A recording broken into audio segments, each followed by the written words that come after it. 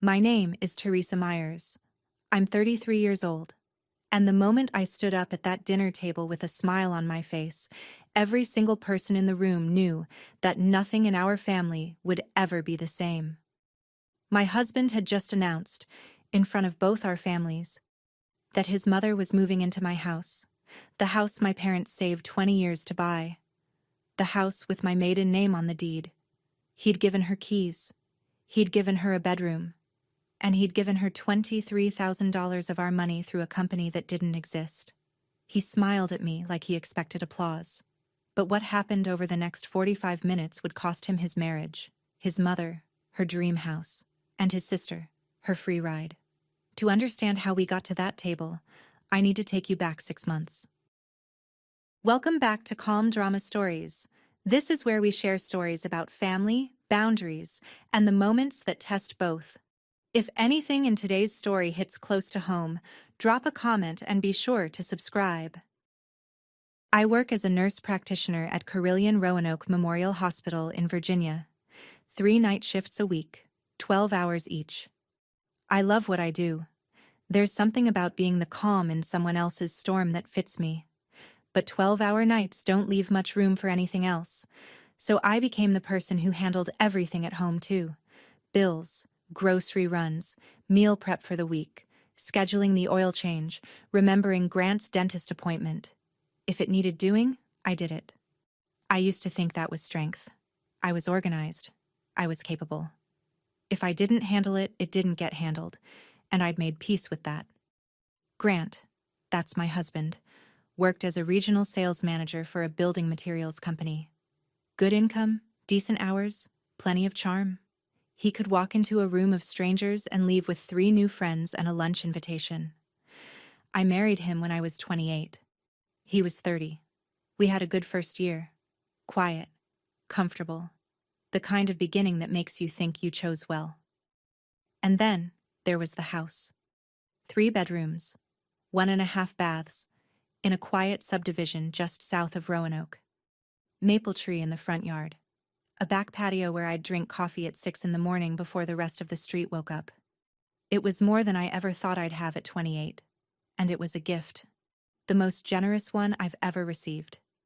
My parents bought it outright. No mortgage, paid in full. They handed me the keys at the closing table, and my mother cried so hard the notary offered her a tissue. That house was supposed to be my foundation. Instead, it became the thing that nearly broke me, and the thing that ultimately saved me. My dad is Warren Halloran. He's 61 now, retired, but for 35 years he was a plumber. Not the kind who runs a big company with a fleet of vans, the kind who crawls under houses at 6 in the morning with a wrench and a flashlight, comes home smelling like copper pipe and PVC glue, eats dinner, then drives out again for an emergency call at 10 at night. He drove the same truck for 14 years. My mom, June, worked the register at Kroger for 22 years.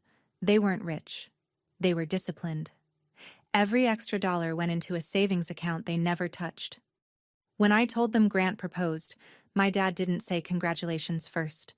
He said, "How's his credit?" That was Dad. 2 weeks before the wedding, my parents sat me down in their kitchen. My dad slid a manila envelope across the table. Inside was a deed to a house, the house in Roanoke, paid in cash, and the deed was in my name. Not Teresa Myers, Teresa Halloran, my maiden name. Next to the deed was a gift letter, notarized, dated, and signed by both parents. It read, "This property is gifted solely to Teresa June Halloran as her sole and separate property." My mom was already crying again. My dad looked at me and said, "This is yours, Reese. Not his, not theirs. Yours. Keep the paperwork somewhere safe." I thanked them. I hugged them. I thought my dad was being overly cautious, the kind of old-school worrying that comes from decades of fixing other people's broken pipes. I didn't realize he was being prophetic. I filed the deed and the gift letter in a fireproof lockbox in my closet, and didn't think about them again for 5 years. Grant was easy to love at first. He remembered small things. My coffee order, the song I played on repeat during nursing school, The fact that I hated cilantro? He sent flowers to the hospital on my birthday. He called my parents, mom and dad, within 6 months of dating. Charming is the word people used most often, and it fit. But charm has a shelf life when it's built on performance instead of principle. Year 1 was fine. Year 2, I started noticing a pattern. Every time Vivian called, his mother, Grant dropped everything. If we were mid-conversation, he'd hold up a finger and answer. If we were at dinner, he'd step outside. And every major decision ran through her first. New couch? Let me ask Mom what she thinks. Vacation dates? Mom wanted us to visit that week. I brought it up once, carefully. Grant, do you think your mom has a lot of influence on our decisions? He stared at me like I'd insulted his religion. She's my mother, Teresa. That summer, Vivian started visiting on weekends. Grant would invite her Friday afternoon, and she'd stay through Sunday. I didn't mind at first. She was pleasant enough, helped with dishes, brought banana bread. But by the third weekend in a row, I realized Grant hadn't asked me once. He'd just told me. Mom's coming Friday. I said, Grant, this is my house. I'd appreciate a heads up before you invite anyone to stay. He frowned. She's my mother, Teresa. She doesn't need an invitation. I looked at him. In my house, everyone needs an invitation, including your mother. He went quiet after that. Quiet, I would learn, was how Grant planned. Vivian Myers was 63, retired from a dental receptionist job she'd held for 20 years, and she carried a wound she never let anyone forget. 23 years ago, her husband Raymond walked out, left her with 2 kids, Grant, 12, and Courtney, 5, and a house she couldn't afford alone. The divorce was brutal. Raymond had a lawyer. Vivian didn't. She signed a settlement that gave him the house, the car, and the retirement account. She walked away with 2 suitcases and a custody agreement. I knew this story because Grant told it to me on our 3rd date, and Vivian retold it every Thanksgiving. It was her origin story, and she wore it like armor. By year 3 of our marriage, Vivian's visits had become more than visits. She started commenting on the house as if she were the project manager. This kitchen would look better with new cabinets. That wall color is too dark. Let me pick something lighter. Then she stopped asking. I came home from a shift one Tuesday and found new curtains in the living room. Cream lace, replacing the navy linen ones June and I had picked together. I bought those with my own money, Vivian said brightly. Consider it a gift. I asked Grant about the curtains. He sighed. Mom just wanted to help. Relax. The next Saturday, Vivian and I were alone in the kitchen. She was washing dishes, I was drying, and she said it. The first sentence I should have taken as a declaration of war. You married into this family. The house came with you. I put the dish towel down. The house didn't come with anyone, Vivian. My parents bought it. For me. She smiled, dried her hands, and walked into the living room without another word. She wasn't arguing. She was stating her belief. And beliefs, I would learn, are harder to fight than arguments. Courtney Myers was 28, Grant's younger sister, and the human equivalent of someone who borrows your umbrella and returns it broken without apologizing. She worked part-time as a receptionist at a hair salon in Salem and lived with Vivian in a 1-bedroom apartment 20 minutes from our house. Courtney didn't knock. She just appeared. I'm just dropping by, would turn into 4 hours on my couch, my refrigerator half empty, and a wet towel on the bathroom floor. She'd flip through my mail on the counter without thinking twice. She'd try on my jackets and forget to put them back. And one afternoon, I came home to find Courtney in my home office, the small room next to the master bedroom where I kept my laptop, patient reference materials, and personal documents. She was sitting in my chair, scrolling on her phone, feet up on my desk. I just needed a quiet spot to scroll, she said. Grant said I could use any room. I called Grant immediately. Did you tell Courtney she can use any room in my house? There was a pause. It's our house, Teresa. Stop acting like it's just yours. I hung up, walked back to the office, looked at Courtney. This room is off limits. To everyone. Courtney blinked. Okay. Geez. That evening, I installed a keyed lock on the office door. I paid for it myself, installed it myself, and kept both keys in my screwdriver drawer. Grant noticed. You locked the office? Seriously? Seriously. He shook his head. You're turning this house into a fortress. I looked at him. Then stop letting people walk through it without asking. He didn't respond. And a quiet Grant, I was learning, was far more dangerous than an angry one. 3 weeks later, I came home after a double night shift.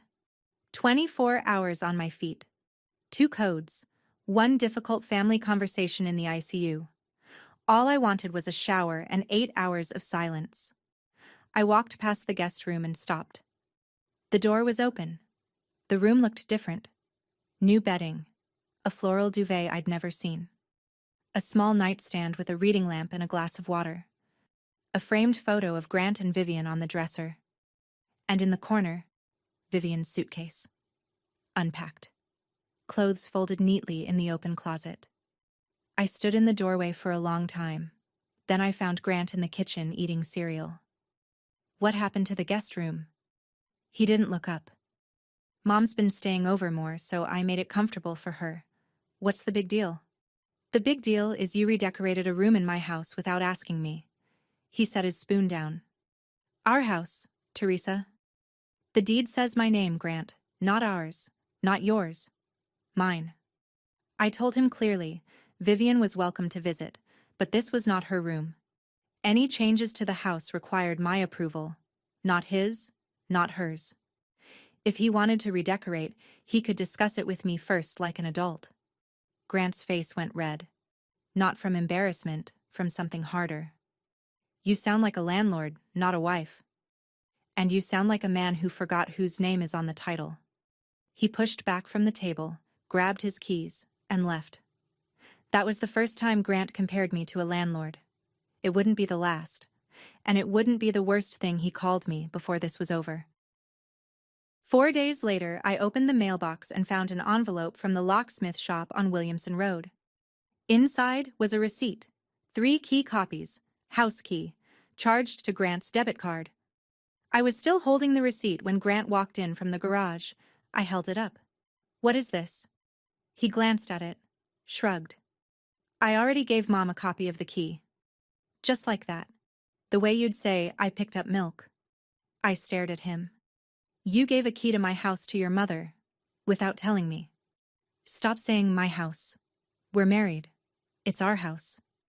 The deed says otherwise, Grant. He walked past me. You and that deed. He went upstairs. I stood in the kitchen for 2 minutes. Then I picked up my phone and called the first locksmith in my contacts.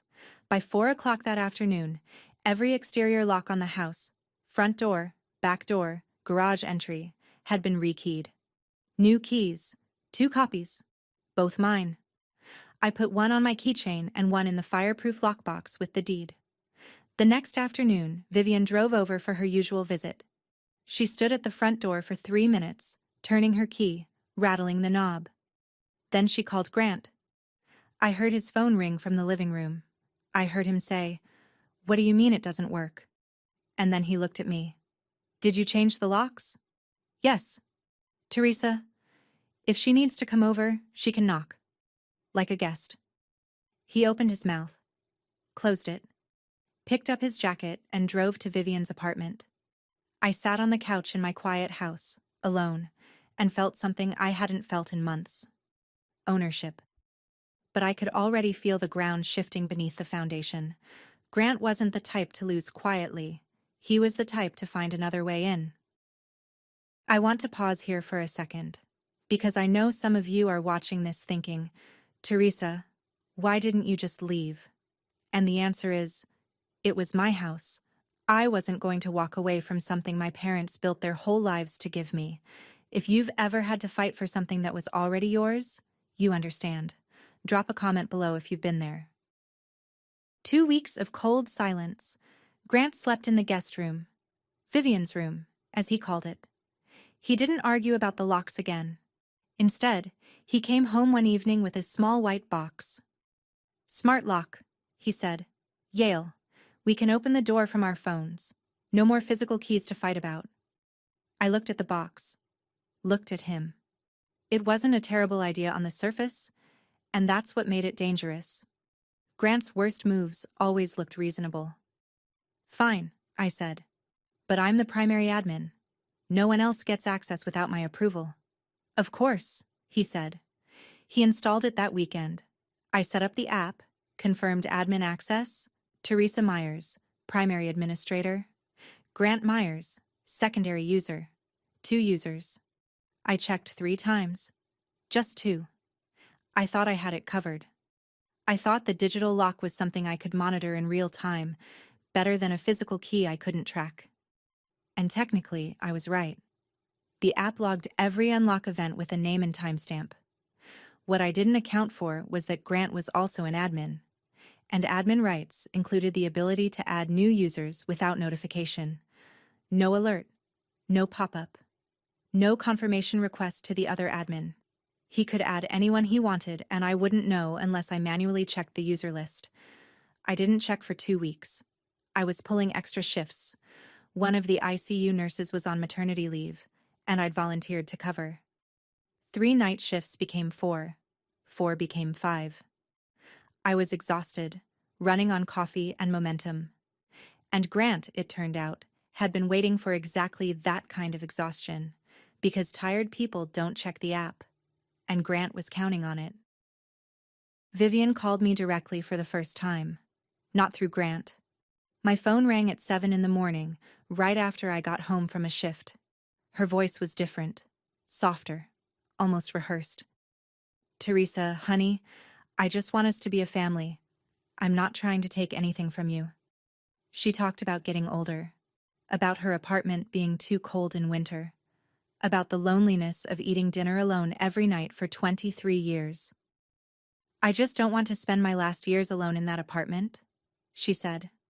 There was a crack in her voice that sounded real.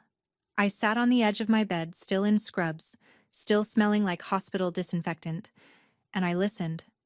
I let her finish. Then I said, Vivian, you're welcome to visit, but this house has one owner, and that's me. I'd be happy to help you look into senior living options, something with community, activities, people your age. Silence. Then the mask fell. Senior living? I'm 63, not 80. Grant would never let you send me to one of those places. I'm not sending you anywhere. I'm offering to help. There's a difference. She hung up. No goodbye. That night, Grant didn't come home until almost midnight. He walked in smelling like cigarettes and lavender air freshener. Vivian's apartment. He didn't say a word to me. Just went straight to the guest room and closed the door.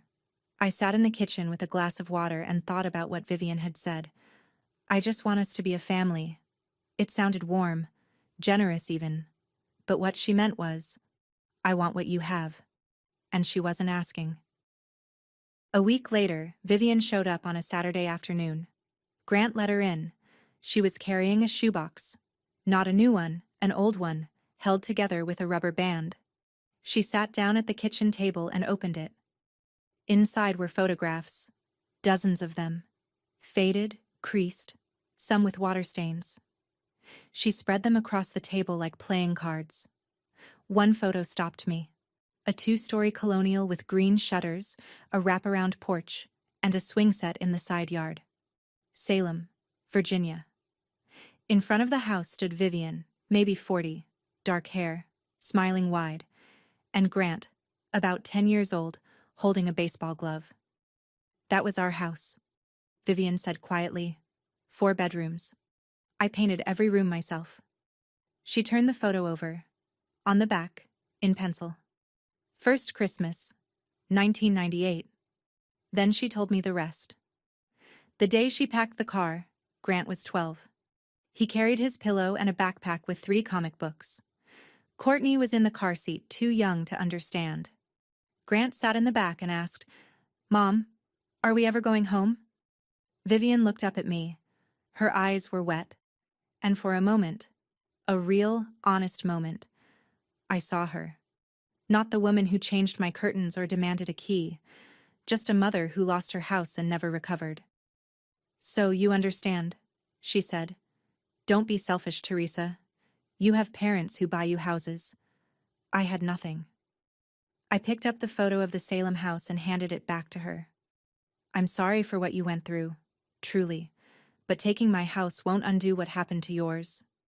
She blinked, took the photo, put it back in the shoebox, snapped the rubber band around it, and left without saying goodbye. From that moment, something changed in the way Vivian looked at me. The hurt was still there, but it had sharpened into something harder. Tuesday. Shift ended at 7 in the morning. I drove home with the windows down, trying to stay awake long enough to shower and eat something before collapsing. I opened the front door and smelled coffee. Fresh coffee. In my kitchen. Courtney was asleep on the living room couch, wrapped in one of my throw blankets. My laptop was open on the coffee table. Not on a browser, just the lock screen, but moved from my office. A plate with toast crumbs sat on the arm of the sofa.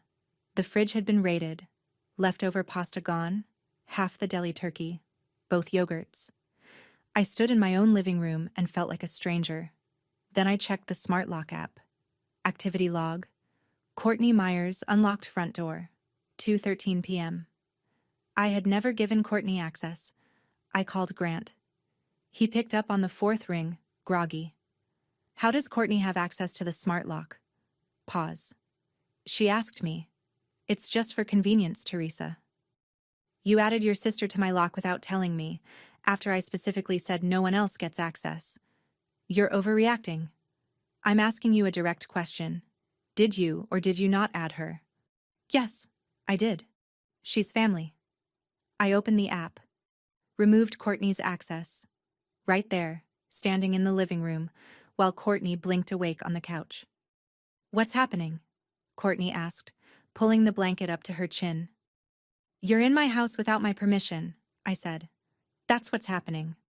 Courtney looked at me like I'd slapped her. Grant said, Grant doesn't own this house, I do, and I didn't invite you. She left 20 minutes later. Barefoot to the car, shoes in hand, texting furiously. I reset the admin settings on the lock.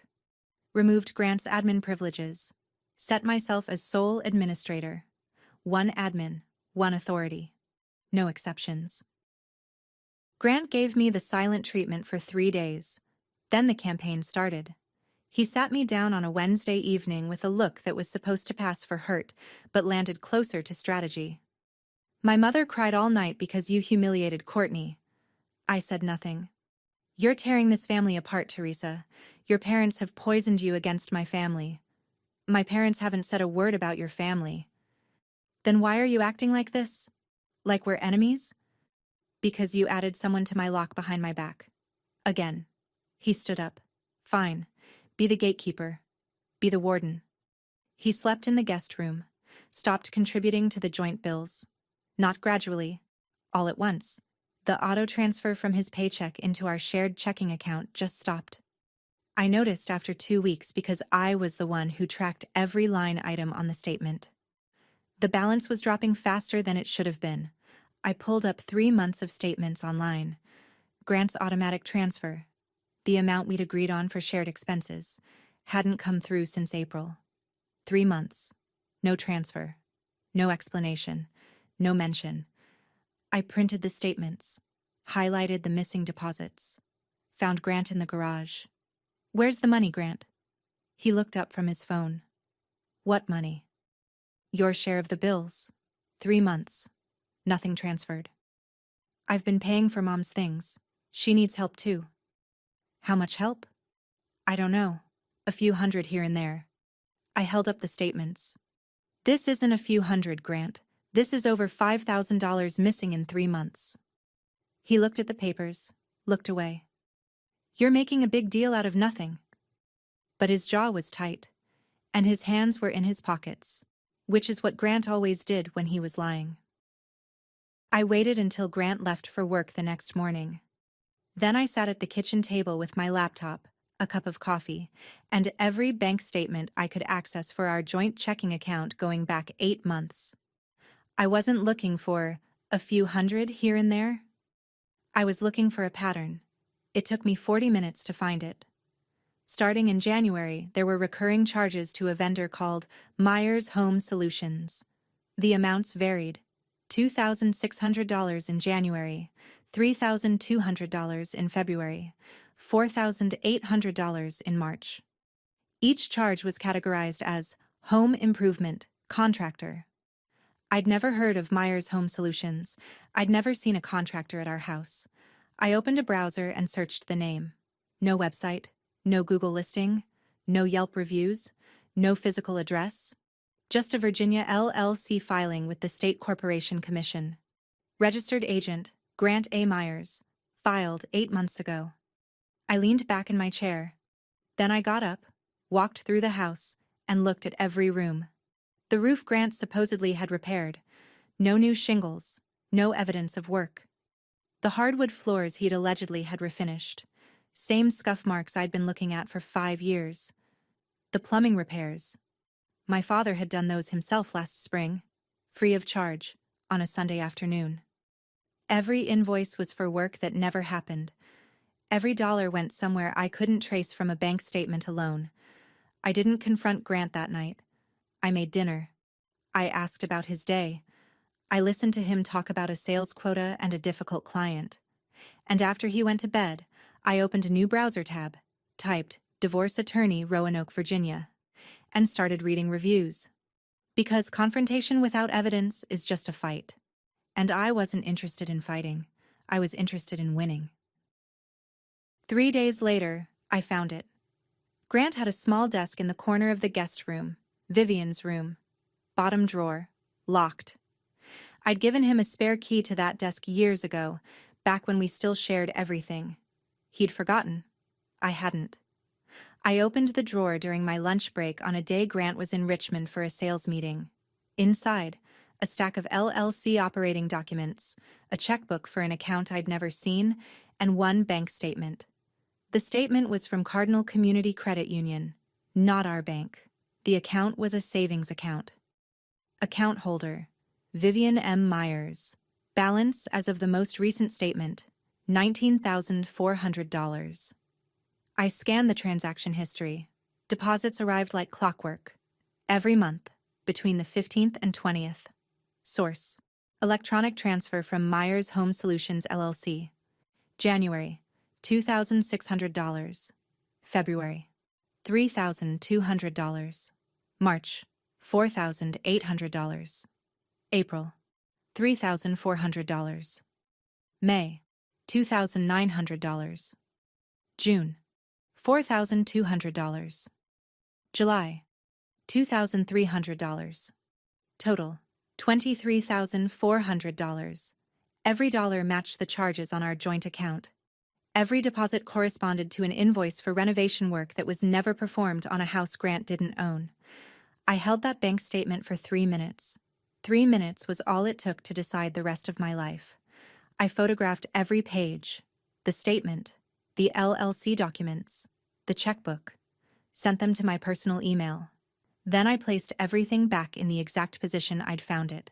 Same stack order, same angle, drawer locked. Key back in the screwdriver drawer. I drove back to the hospital for my afternoon shift. Parked in the garage, sat in my car for 5 minutes with both hands on the steering wheel. I wasn't crying. I'd do that later, alone, in this same parking spot, at 2 in the morning after a shift. Right now, I was calculating. Ellen Park's office was on the second floor of a brick building on Church Avenue, above a sandwich shop. She was 45, direct, and had the kind of calm that comes from spending 2 decades untangling other people's marriages. I sat across from her desk during my lunch break the next day and laid everything out.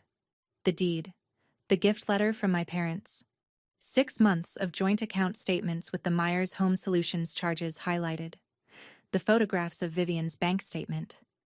Ellen put on reading glasses, went through each document, and didn't speak for a full 5 minutes. Then she looked up. The house is your separate property. The deed is in your maiden name. The gift letter is notarized and dated before the marriage. He has 0 claim. I exhaled. What about the LLC?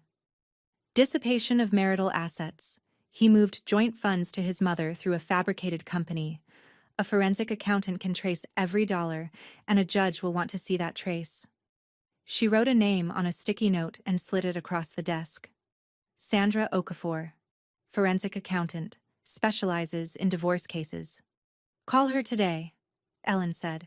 She'll need your bank records, the LLC filing, and anything else you can provide. Timeline is about 3 weeks for a case this straightforward. The trail isn't hidden. It's just unexamined. I looked at the sticky note. And the divorce? I can have the petition drafted by end of week. You file when you're ready. But Teresa, don't tip your hand. Don't confront him. Don't change any account access. Let the forensic work finish first. I nodded. 3 weeks. 3 weeks. I shook her hand, walked downstairs, bought a sandwich I didn't eat, and drove back to work. 3 weeks. I just needed to keep everything normal for 3 weeks. I need to stop here for a moment, because the hardest part wasn't finding the evidence.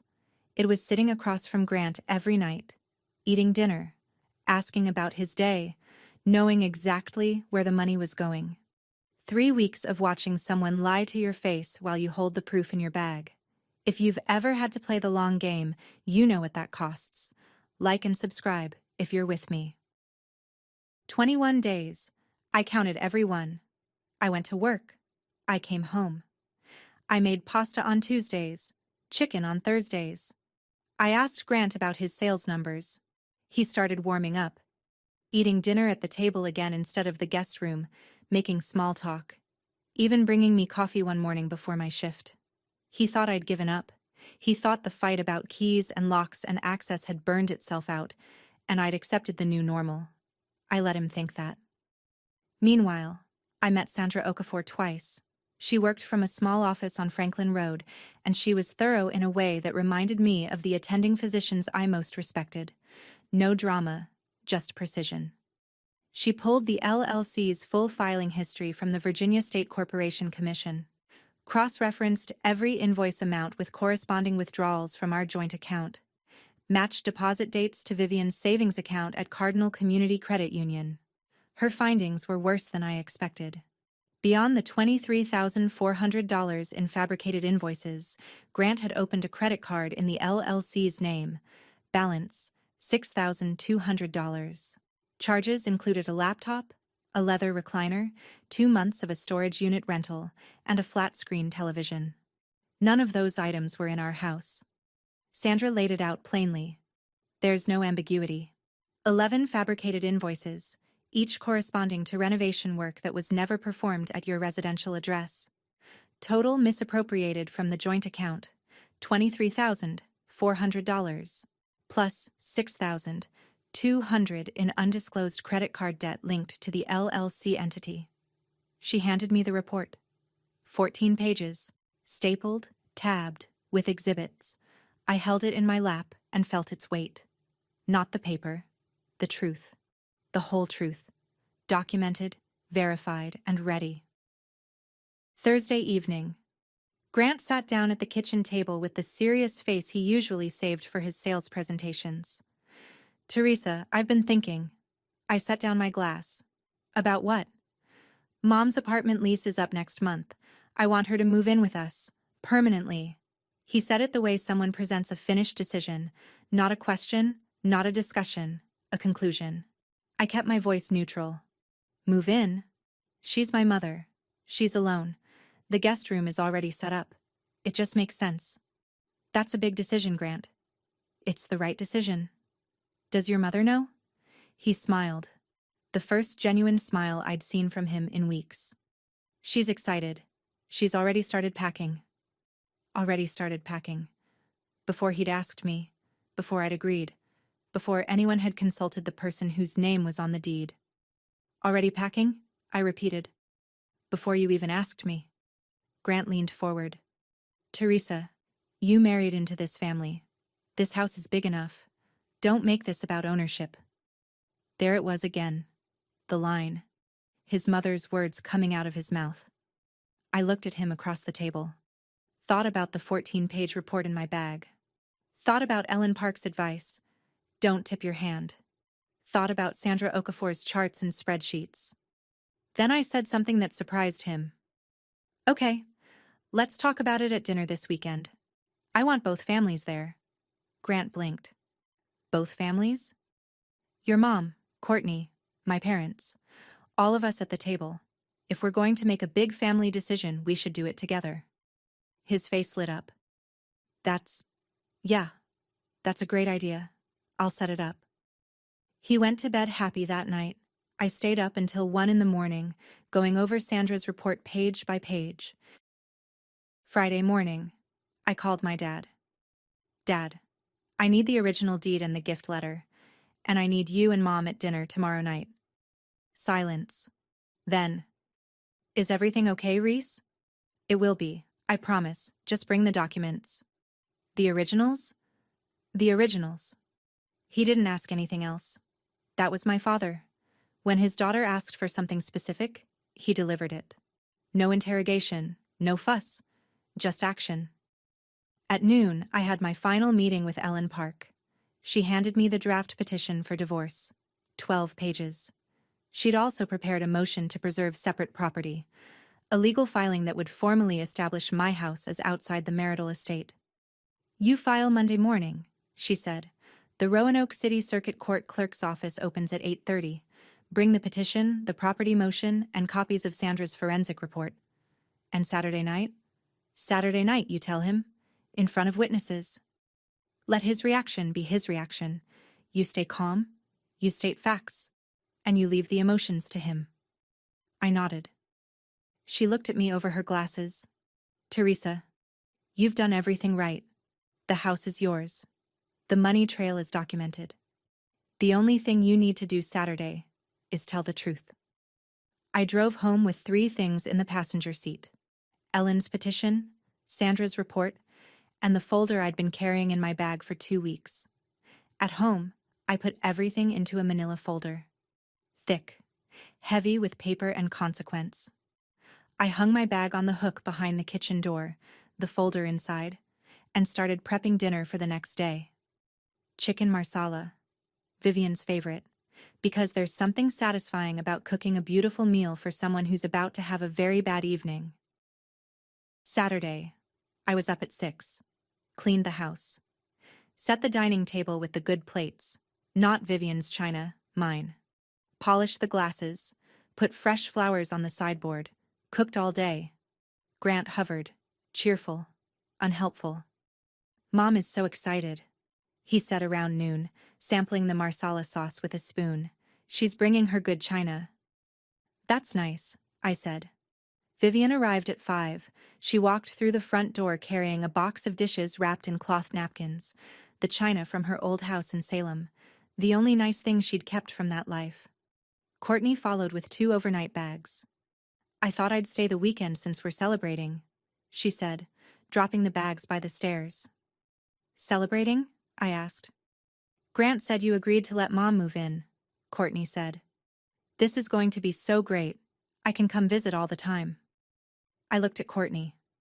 Looked at Grant. He was in the kitchen, pretending not to hear. He said that, I said. Not a question.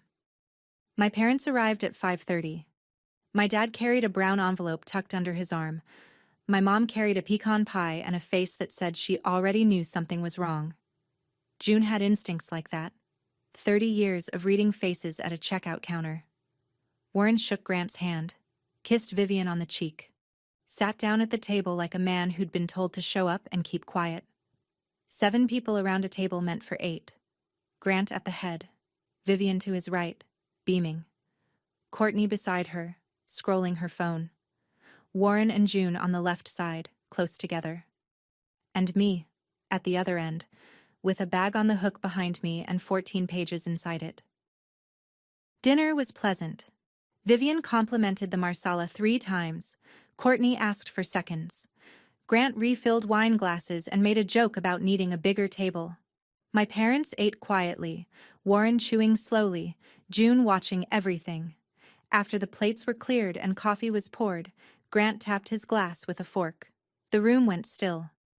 I have an announcement, he said. He stood up, one hand on the table, the other on the back of Vivian's chair.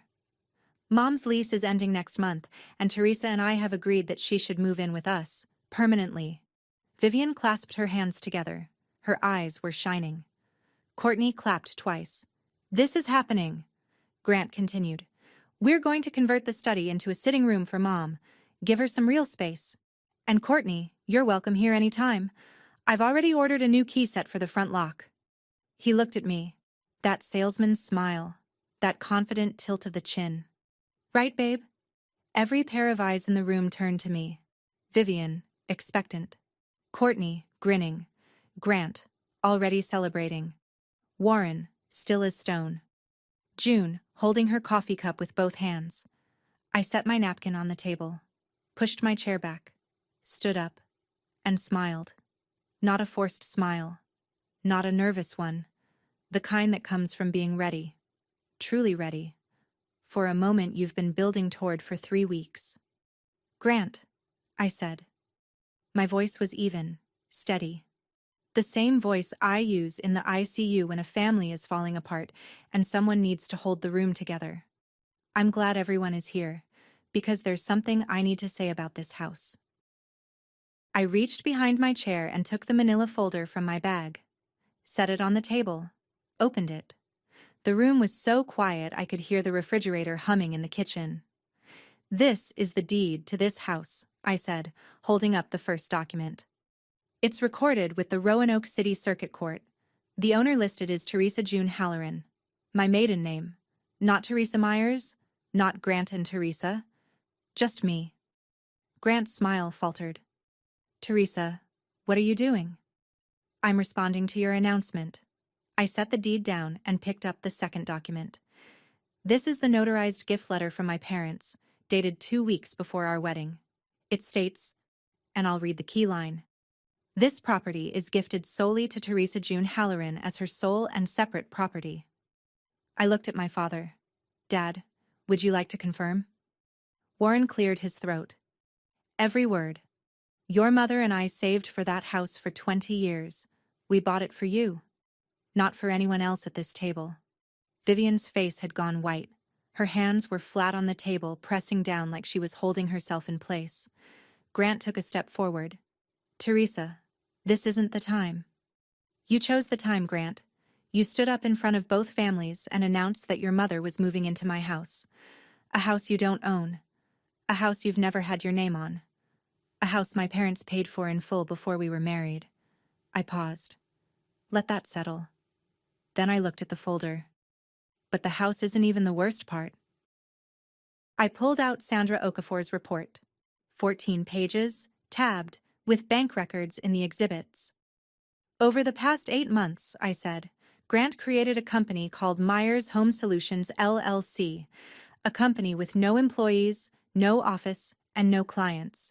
He billed our joint checking account 11 times for renovation work on this house, renovation work that was never performed.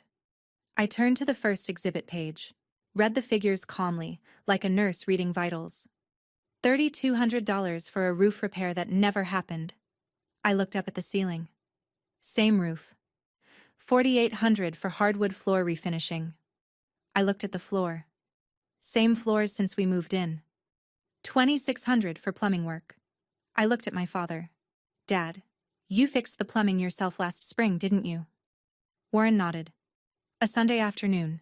Took me 3 hours. Free of charge, I added. Total billed to our joint account through this fake company, $23,400. Every dollar deposited into a savings account at Cardinal Community Credit Union. I looked at Vivian. In your name. The color drained from Vivian's face in stages, like watching a tide go out. Grant's mouth was moving, but nothing was coming out. He gripped the back of his chair. Teresa, stop. You don't understand what... I understand perfectly, Grant. I have 14 pages of bank records, LLC filings, and a forensic accountant's analysis that says exactly what happened. You created a shell company. You invoiced our joint account for work that was never done, and you funneled the money to your mother. Courtney looked at Grant. What company? Grant, what is she talking about? Grant didn't answer her. He was staring at the report in my hands like it was a weapon, which, in a way, it was. Grant tried to regroup. He straightened up, ran a hand through his hair, and pointed at me. "This is ridiculous. You went through my things? You hired someone to investigate me? My own wife?" "I reviewed our joint checking account," I said. I was still standing, still calm, still holding the report. "I'm a co-holder on that account. I have every right to review it. And when I found $23,000 missing, I hired a forensic accountant. The same kind of professional that divorce courts rely on every day." "Divorce courts?" His voice cracked. "Teresa." Vivian's hand slammed the table. "Grant, tell her she's wrong. Tell her this is a misunderstanding." Grant looked at his mother, then at me. He said nothing. "Grant?" Vivian's voice was high now. "Tell her." Courtney pushed back from the table slowly. "Wait. The LLC? Is that why you asked me to sign that form last month? You said it was for your work." Grant's head snapped toward her. "Courtney, shut up. Don't talk to her like that," June said from across the table. It was the first time my mother had spoken all evening. Warren put his hand on June's arm, not to stop her, just to be close. Vivian turned on me. "You ungrateful girl, after everything this family has done for you." I tilted my head. "What has this family done for me, Vivian? I'm asking a genuine question. Your son stole from me. Your daughter slept in my house without permission. And you've been collecting $23,000 of my money in a savings account. So please, tell me what your family has done for me." She opened her mouth, closed it, opened it again. Nothing came out. The silence in that room was the loudest sound I'd ever heard. I set the report on the table and placed both hands flat beside it. "I've spoken with a family law attorney. I'm filing for divorce on Monday morning." The room didn't gasp. It froze. Grant's face cycled through disbelief, anger, and something that might have been fear, all in the space of a breath. "You can't be serious."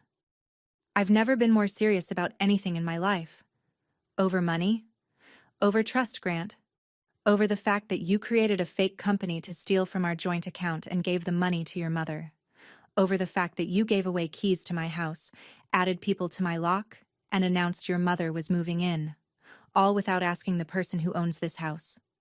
He took a step toward me. "We can fix this. We can talk about this." We are talking about it. Right now. In front of both families. Exactly the way you made your announcement. In front of everyone. Without asking me first. "Teresa, please. My lawyer will be filing a motion to preserve this home as separate property.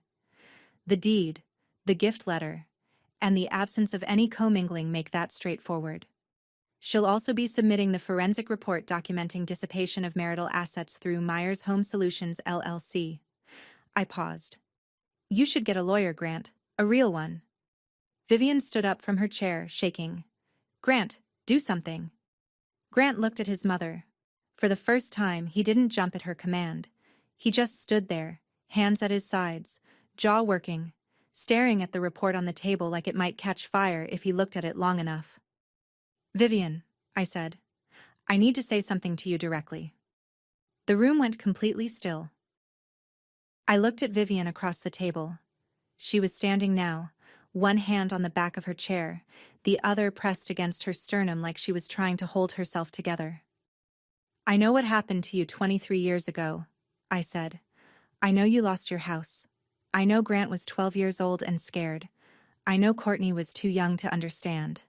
And I'm sorry, genuinely sorry, that no one was there to help you fight for what was yours." Vivian's chin trembled. Her eyes filled.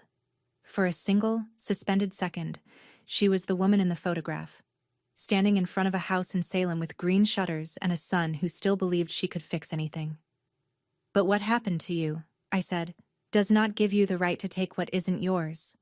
My parents worked 20 years for this house. My father crawled under other people's homes for 3 decades, so I could have one of my own. My mother stood behind a register for 22 years and never complained once, and you and Grant tried to take it.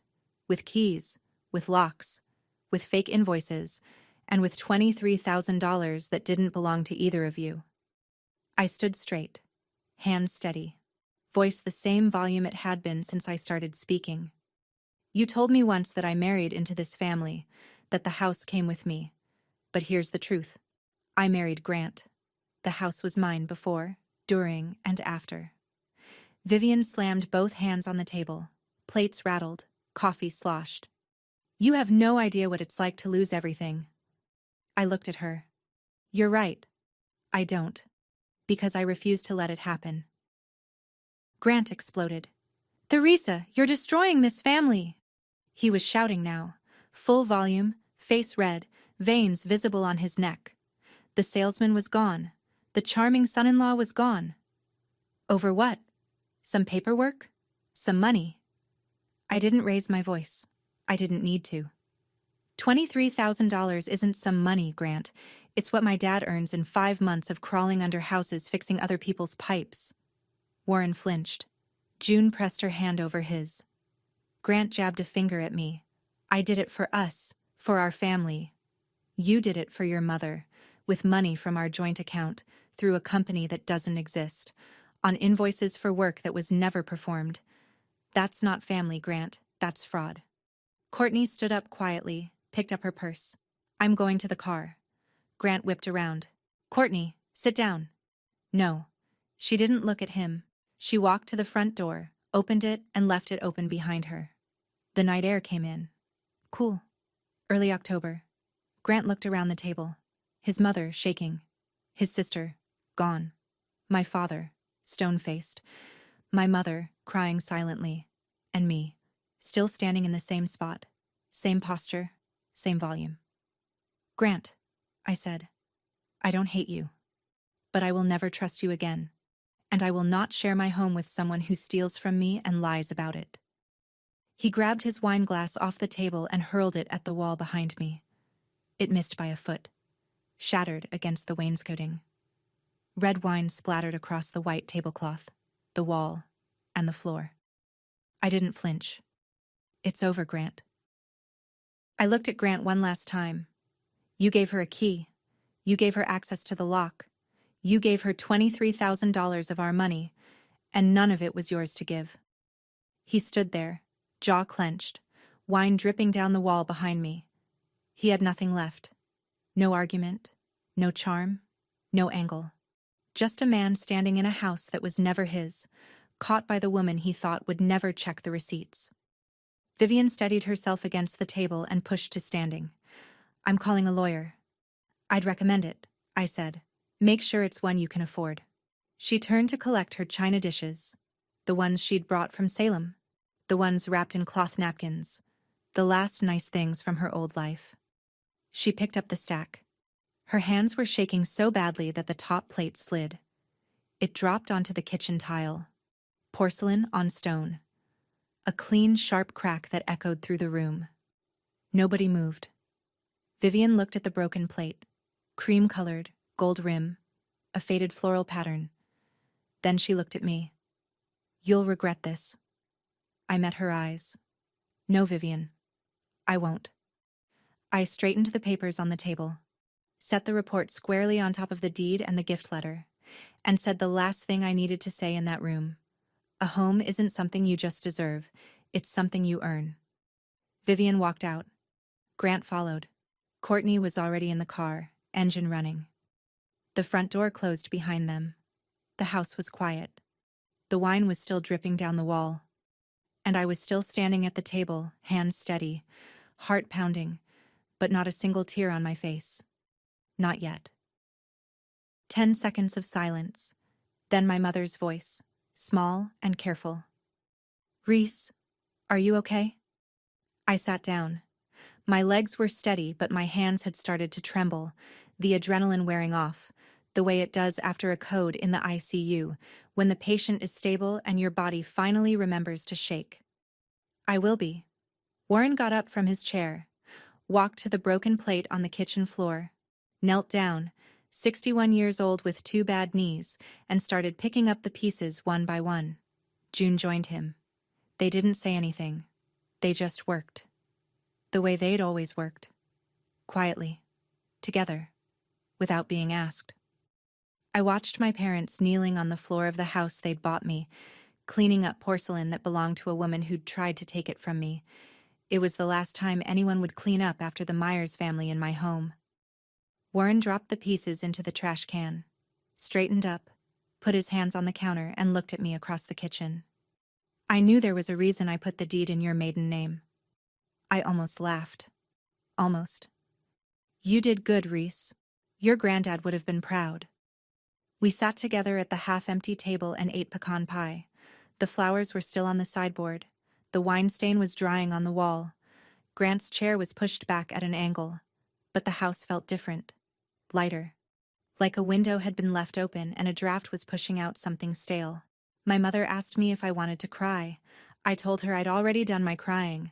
Alone, in the hospital parking garage, 3 weeks ago, the night I found that bank statement. This evening wasn't for crying. This evening was for finishing. Monday morning, 8:30 sharp, I was at the Roanoke City Circuit Court clerk's office with Ellen Park.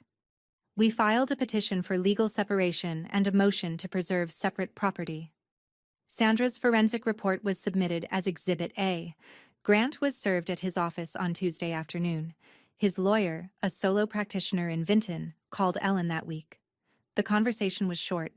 Ellen told me later. His attorney reviewed the documentation. He advised Grant not to contest the property claim. The house was never seriously in dispute. The deed was clean. The gift letter was notarized. I'd never added Grant to the title. I'd paid property taxes and insurance from my personal checking account, not the joint account. There was nothing to commingle. Grant moved out that same week. Virginia requires 6 months of separation before you can file for an absolute divorce when there are no children, so I waited. We signed a separation agreement in month 2. Ellen filed the divorce petition on the first eligible day. The equitable distribution hearing took 3 hours. The judge reviewed the forensic report. Grant was ordered to reimburse $23,400 from his share of the remaining joint assets. The $6,200 in LLC credit card debt was assigned entirely to him. Vivian's savings account was subject to a constructive trust claim. Ellen negotiated a settlement. Vivian returned $15,000. The remaining $4,400 she'd withdrawn as cash was written off. Grant didn't fight it. His lawyer told him he had no ground to stand on, and fighting would only add legal fees he couldn't afford. The divorce was granted 9 months after that Saturday dinner. I kept the house. I kept my career. I kept the maple tree my father planted in the front yard the day I moved in. Grant moved into Vivian's 1-bedroom apartment in Salem, the same kind of apartment she'd been trying to escape for 23 years. The last time I saw him, he was loading boxes into a rental truck in my driveway. He didn't look at me. I watched from the kitchen window until he pulled away. Then I locked the front door and made coffee. The first weekend alone was quiet in a way I hadn't felt in years. Not empty quiet, clean quiet. The kind that comes after you've stopped holding your breath. I walked through every room. In the guest room, I stripped the floral bedding Vivian had picked out, folded it neatly, and placed it in a donation box by the front door. I put fresh white sheets on the bed, the ones I'd originally bought, the ones that had been in the linen closet for 2 years. The study door was open. No lock needed anymore. I set my laptop back on the desk, put my reference materials on the shelf, and sat in my chair for the first time in months without feeling like I was trespassing in my own home. In the kitchen, I took down the cream lace curtains Vivian had hung and put back the navy linen ones, the ones my mother and I had picked together the week I moved in. They still fit. I opened the smart lock app on my phone, went to settings, removed all users, changed the master code, set myself as sole administrator. 1 user, 1 code, 1 key. That afternoon, I drove to the garden center on Hirschberger Road and bought a flat of marigolds. My father's suggestion.